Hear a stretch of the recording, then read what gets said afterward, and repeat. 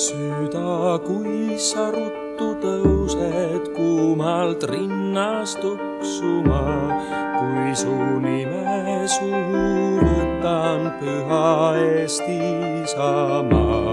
Head olen näinud ja paha, mõnda jõudsin kaota, mõnda elus jätta maha. Sind ei iial unusta.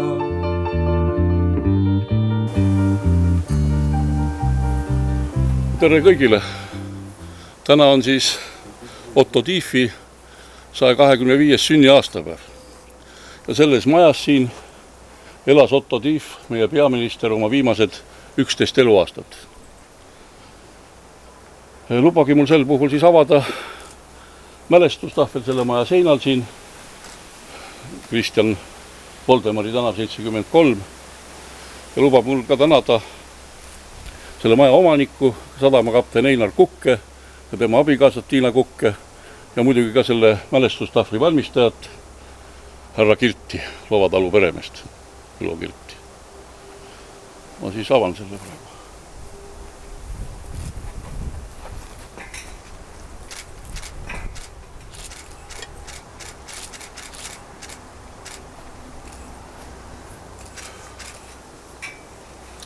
Ma annaksin sõna kolonel Kalle Ellerile.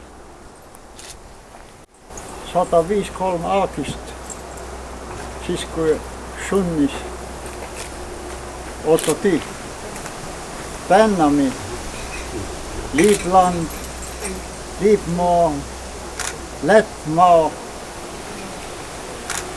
Ainas niin, Joa Šmuk, Salats joog.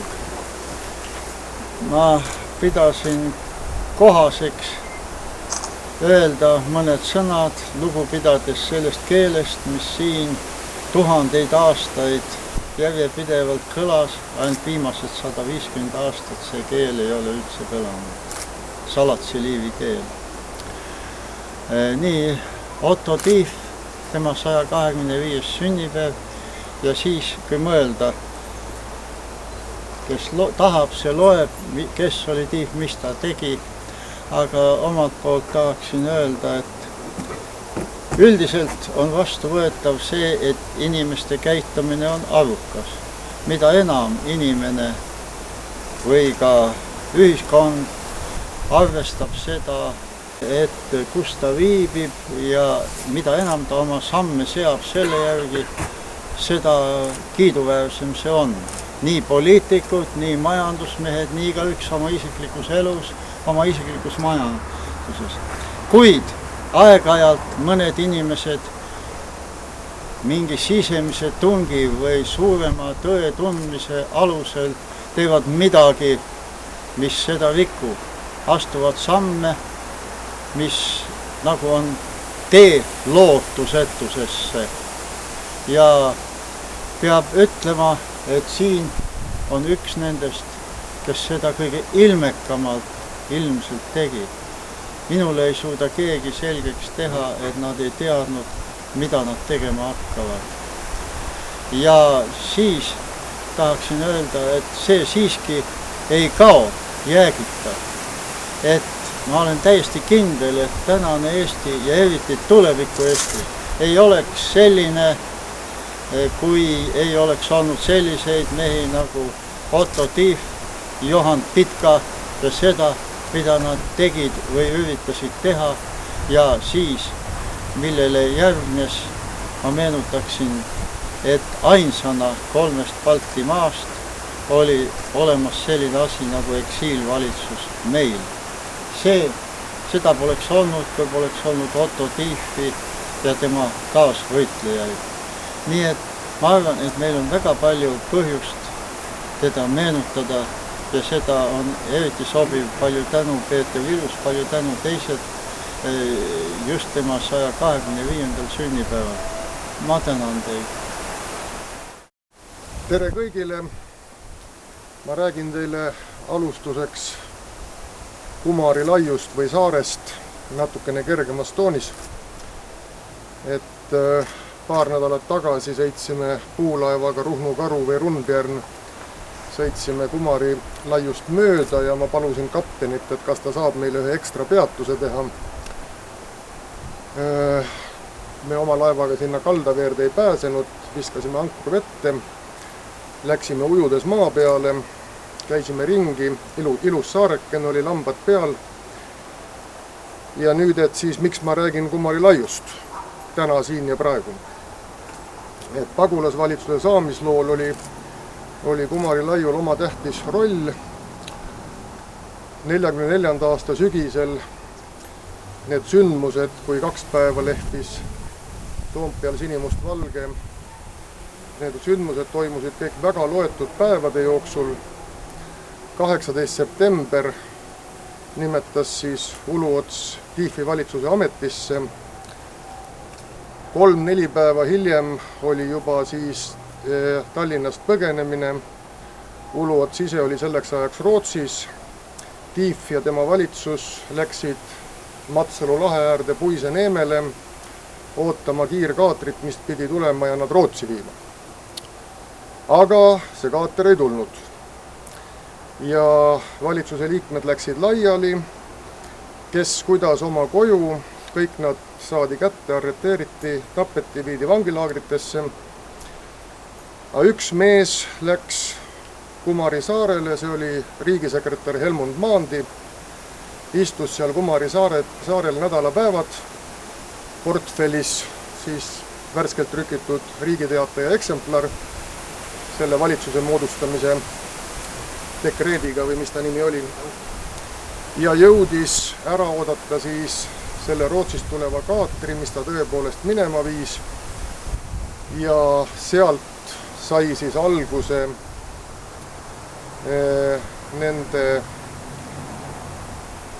peaministri, presidendi ülesannetes ja nende poolt moodustatud valitsuste järjepidevus. Uluots suri juba jaanuaris 45, järgmiseks presidendiks peaministri ülesannetes sai kõige vanem valitsuse liige August Rei, kuna Otto Tiif, kes oleks pidanud olema loomulik järglane, ei olnud tol ajal võimeline oma ülesandeid täitma, sest ta istus vangis juba sel ajal.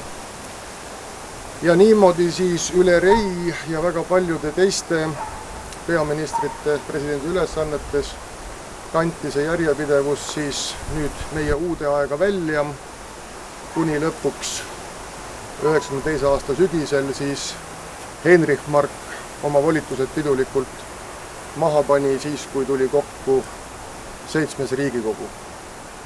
Olin ise seal saalis tol ajal, kui Heinrich Mark seda tegi ja vanal mehel olid silmad märjad. Et täname ja peame meeles kõiki neid tublisid inimesi, tänu kellele me elame täna niimoodi, nagu me elame. Aitäh! Olen natukene jälginud ja vaadanud Otto Tiefi ja tema valitsuse saatust ja käekäiku.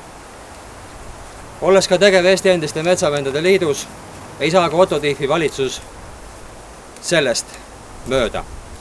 Otto Tiefi valitsuse üks liikmetest, põllumajandusminister Karl Liidak, hukkus metsavennana Karksi-Nuias 1985. aastal.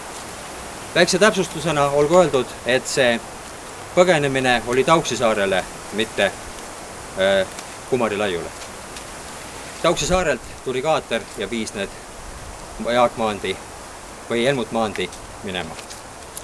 Aga Põgari palvemajas on mälestustahvel ja Põgari palvemajas on ikka ja jälle peetud mälestuspäevi ja Põgari palvemaja on ka riik toetanud selle sammuga, et andnud Juhan Partsi valitsus sellele majale kunagi suure toetuse, et maja saaks edasi eksisteerida, edasi olla. See maja on toetatud riigi poolt 250 000 Eesti krooniga, mis on väga suur ja märkimisväärne summa. Selles majas pidasime 65. aastapäeva ja 70. aastapäeva tähistasime juba 10. augustil sellel aastal Ridala ajaloopäevaga ja siis meenutasime ka Otto Tiefi valitsuse sõjavägede ülemjuhatajat kellel oli just kahjuks sellel päeval mõrvamise aastapäev. Jaan Maide mõrvati Moskvas 1945. aastal 10. augustil. Täna olles siin kaitseliitlasena ja Läänemaa inimesena tahan masetada Läänemaa nimel ja kõigi kokkutulnute nimel selle mälestuskimbu siia ja mul on ütlemata rahulik südametunne, et ma olen ka selle maja oma elus nüüd ära näinud. Aitäh!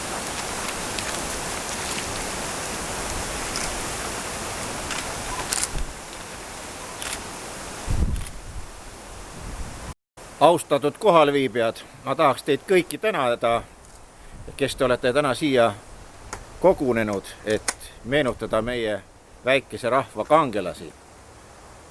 Neid suuri inimesi, keda võib-olla paljud ei olegi veel märganud. Tänu sellistele meestele ja naistele, kes on olnud nii ohvrimeelsed, on ka meil tänane Eesti ja Eesti Vabariik. Seda väikest maad ja riiki tuleb kaitsta ja hoida. Ja on väga kena, et ka meie naaberriigis Lätis on olemas selline ilus koht, kus meie riigimees on elanud. Teatavasti teda ei lastud Eestisse. Ta oli sunnitud siin elama, kas oli üks kena koht. Otto Tihvi panus, ma arvan, on lihtsalt mõõtmatu, sest need mehed teadsid, valitsuse liikmed teadsid väga hästi, mis neid ees ootab. Inimesed on öelnud, et Kaitseliit pluss oma kaitse võrdubki Nõukogude võimuritele 25+5. Nii lihtne see matemaatika oli. Loodame, et need ajad ei kordu, aga selleks, et nad ei korduks, tuleb ka meil kõigil endal panustada homsesse. See, mis on mööda saanud, on saanud ajalooks, aga vaatame tulevikku ja teeme midagi praktilist ja ma tahaks täna tänada seda härrat, kes selle initsiatiivi võttis või need inimesi, kes tegid tööd ja panustasid siia, et see plaatsa on siin paigas. Aitäh teile! Tahan teid õnnitleda selle puhul, et meie keskelt on selliseid tublisid, tulevikku vaatavaid ja elu jaatavaid mehi olnud nagu Otto Tief, kes julges vaadata olematust tulevikku ja näha seal lootust uueks Eesti Vabariigiks. Selle valitsuse viimane koosistumine, nagu juba kuulsite, oli palvemajas ja selle lootuse märgiks on ka meil eesõigus teha palve kõige kõrgema poole, aga pühitseda ka see mälestus ühest olulisest peaministrist meie ajaloos ja langetame üheskoos pea tema mälestuseks ja plaadipühitsuseks. Ei jõua iial öelda ma, kuis täidad südame, sinu põue tahan heita ma kord viimse unele. Ema kombel kinni katta lapse tuksvat rinda saa, Eesti muld ja Eesti süda, kes neid jõuaks lahuta.